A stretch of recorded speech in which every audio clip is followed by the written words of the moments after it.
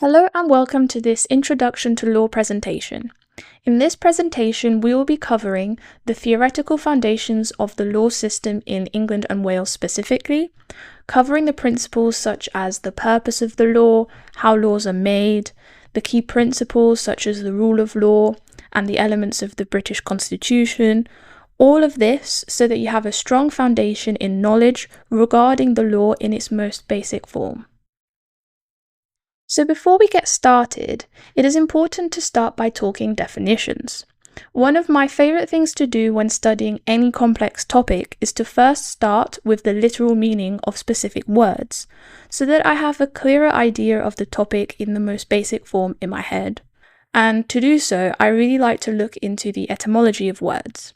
So etymology refers to the study of the evolution of words over time, and I find that looking at the etymology, I find that I can get a better sense of what words originally meant in a very literal way. And when we look at the etymological root of the word law, we can see that it comes from the Proto-Germanic word lagum, meaning to put or to lay, which later evolved to the Old Norse word lagu or lag, meaning something laid down, that which is fixed or set.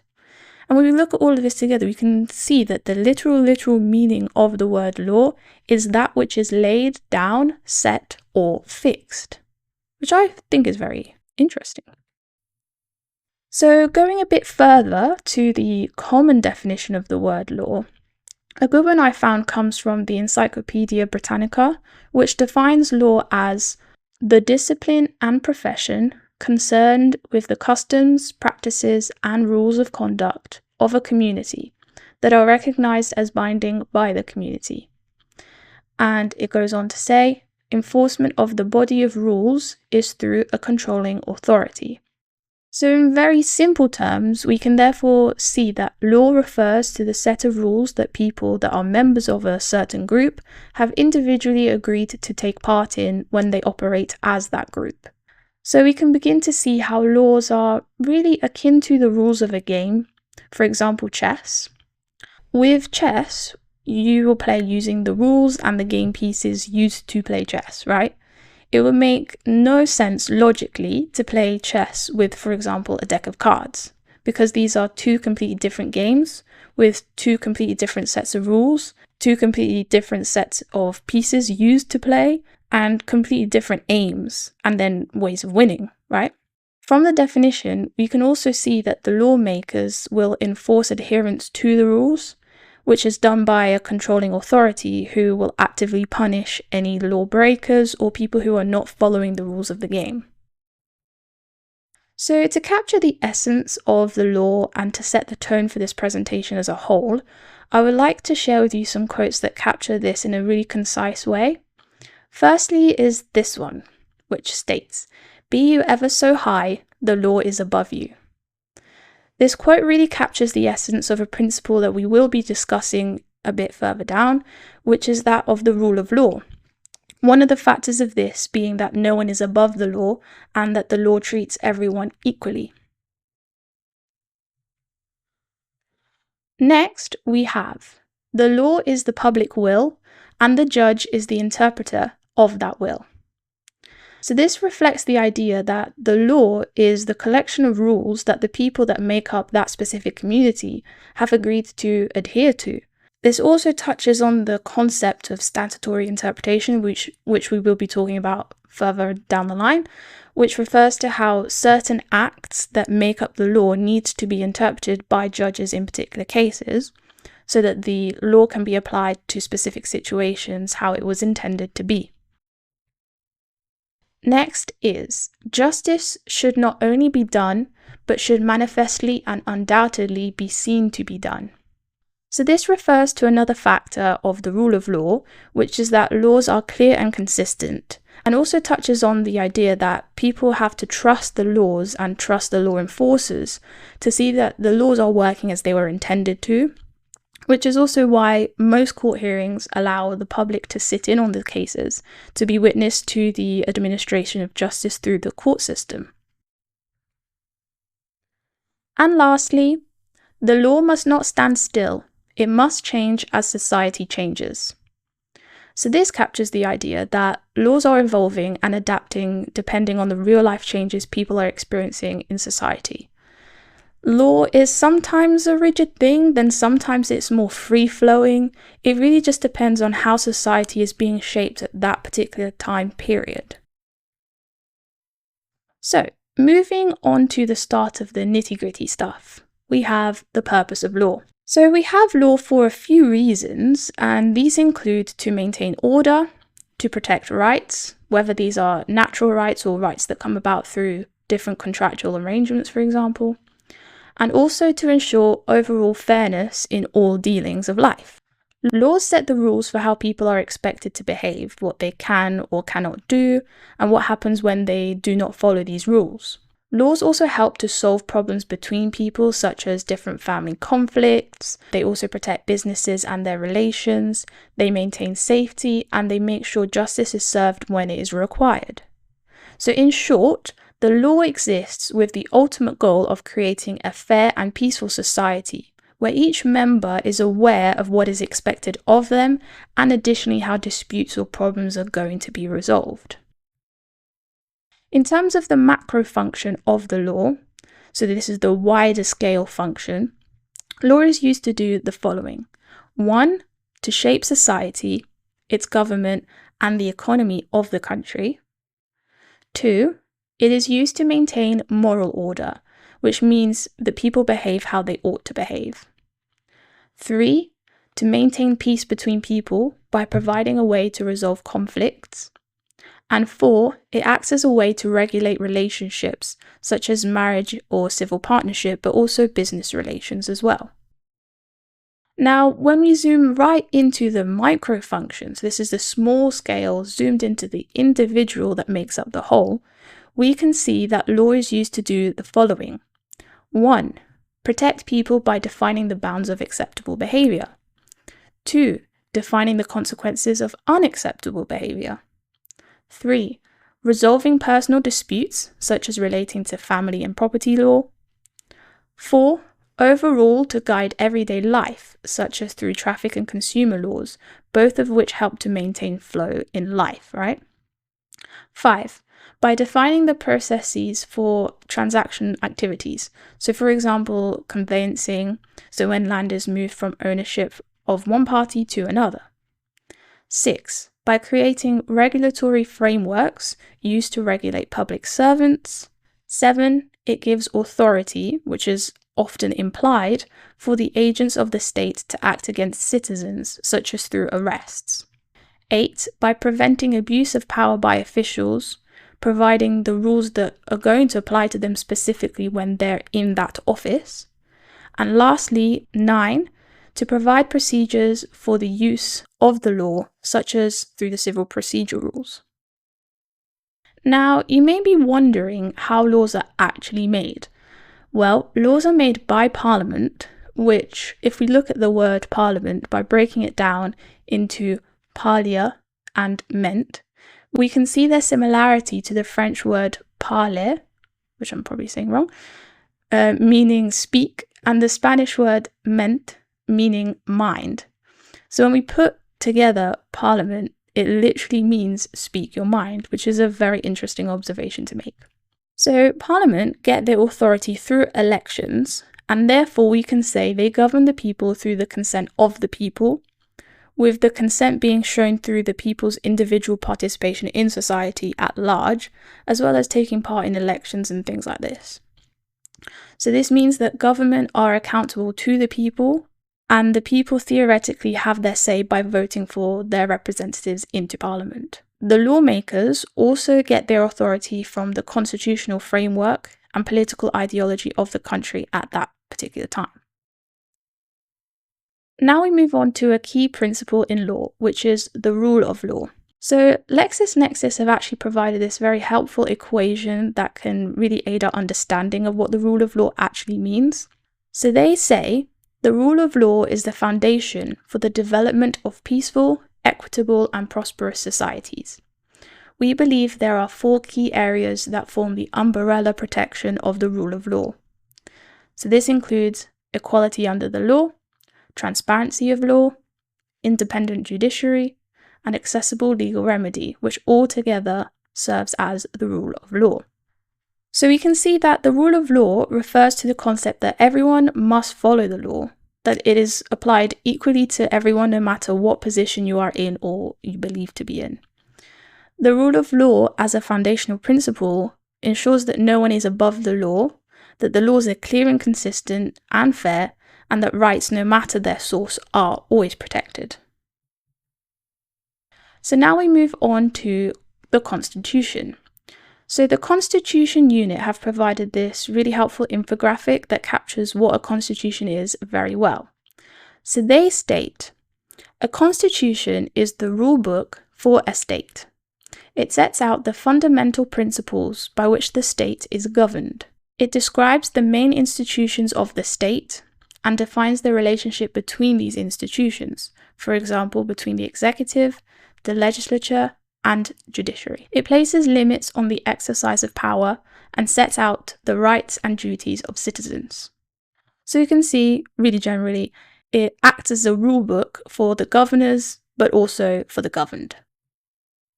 So some countries have what is referred to as a codified constitution, meaning one that is written down very clearly. Other countries, including the United Kingdom, do not. Instead, they rely on different laws, traditions, and court decisions that collectively make up the constitution.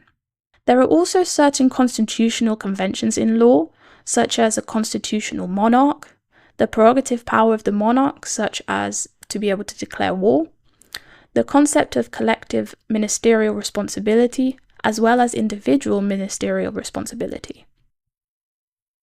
So when we look at the specific British Constitution, there are three essential features. Number one is the sovereignty of Parliament, which essentially refers to the Parliament having supreme authority and then being able to make or end laws. It is important to add here as a little side note that as Parliament get their authority through the consent of the governed, this therefore can only logically mean that they borrow their sovereignty from the individual sovereignty of those who have provided their consent to be governed, right? It makes no other sense. Where else would that sovereignty come from? 2. The rule of law. As we have discussed previously, no one is above the law. And lastly, there's number 3, which is the separation of powers.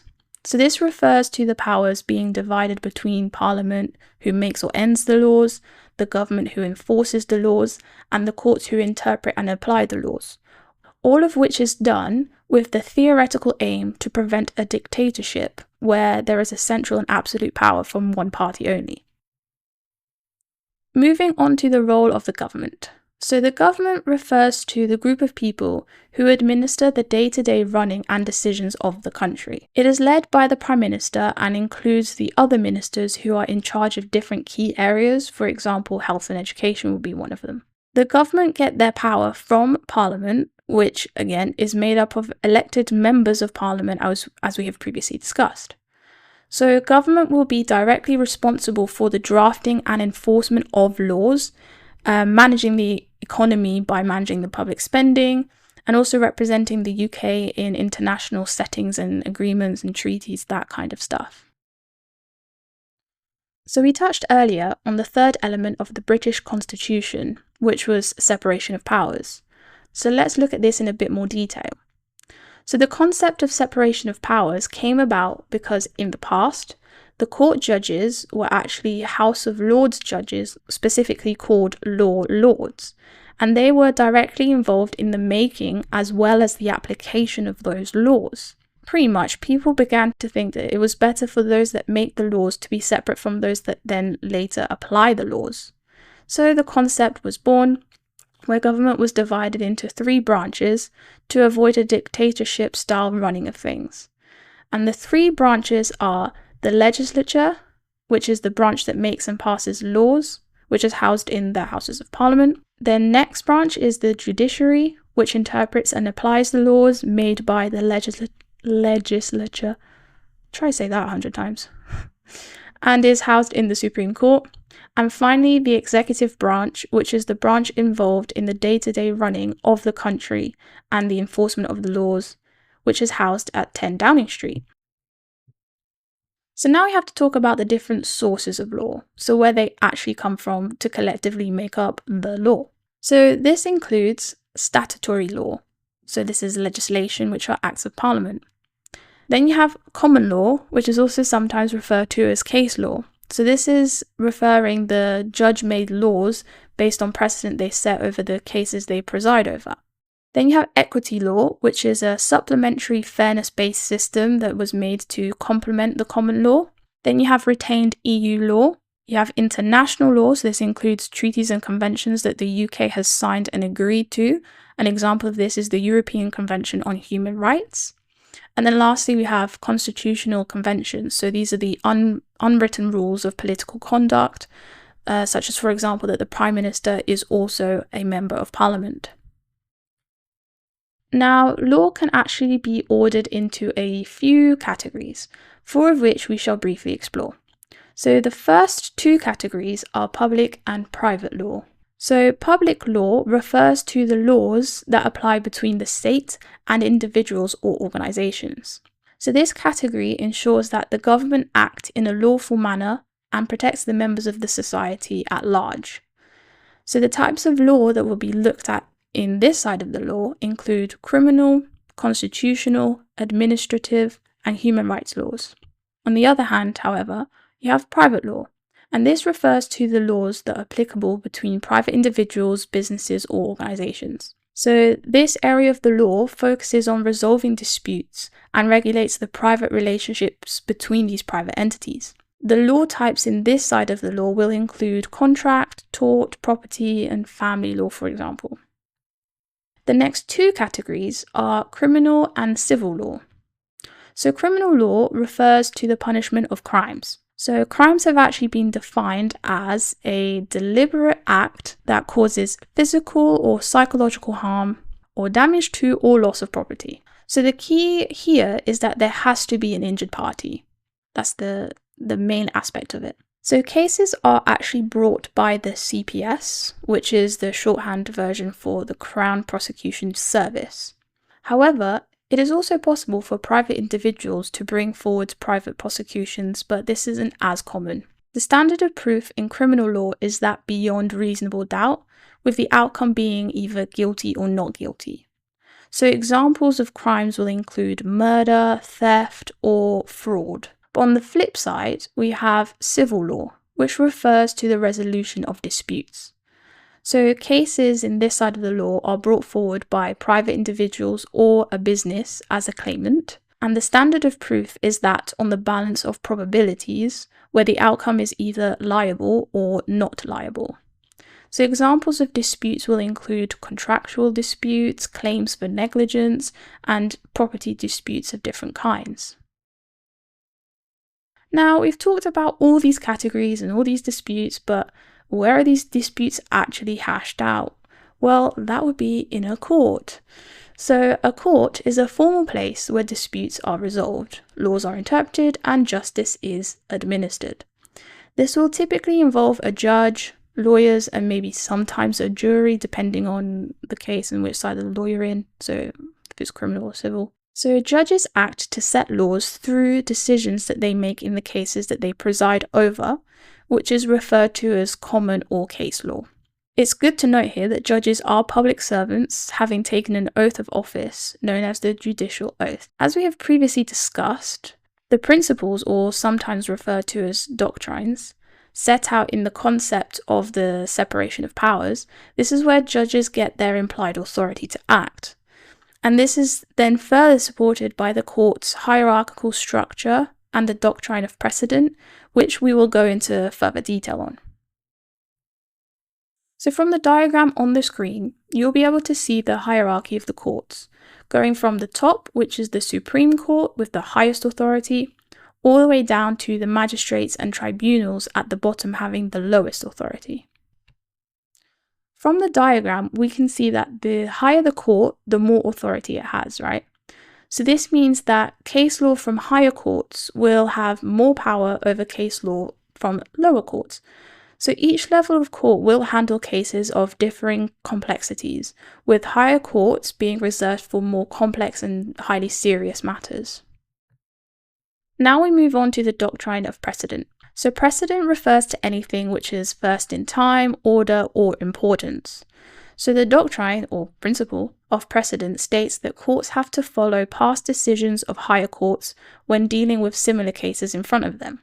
So this is to make sure that the law is applied evenly and consistently every time, which again links to the rule of law which we discussed previously. Precedent will stand until the court decides it was the wrong decision, or a higher court overturns that decision, or an act is passed to change the law completely.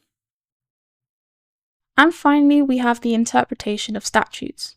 So sometimes language that is used in statutes is ambiguous, having more than one possible meaning, and therefore it requires judges to apply their discretion to decide what the language was actually intended to mean. So there are 4 principles used when interpreting statutes. So these are: 1, the literal rule. So this is when words have to have their plain and ordinary meaning.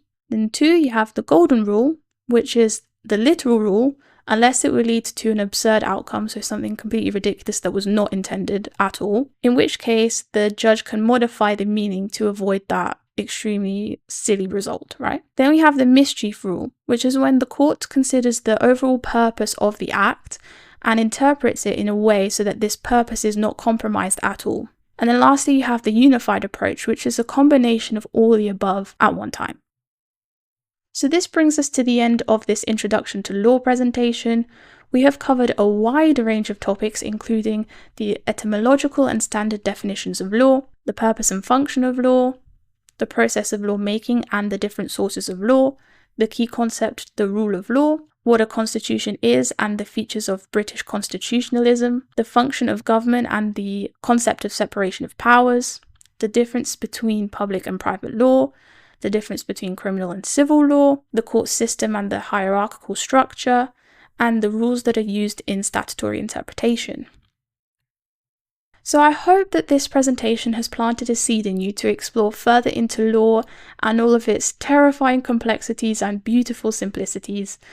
This presentation is intended as a foundation to further study, setting the scene for further study in a progressive approach, taking things step by step. If you found this presentation valuable, then please leave a like, share it with someone who may benefit from it as well, and make sure to subscribe for more law educational videos to help you empower yourself with the knowledge needed to handle anything that comes your way. Thank you for watching, and see you in our next encounter.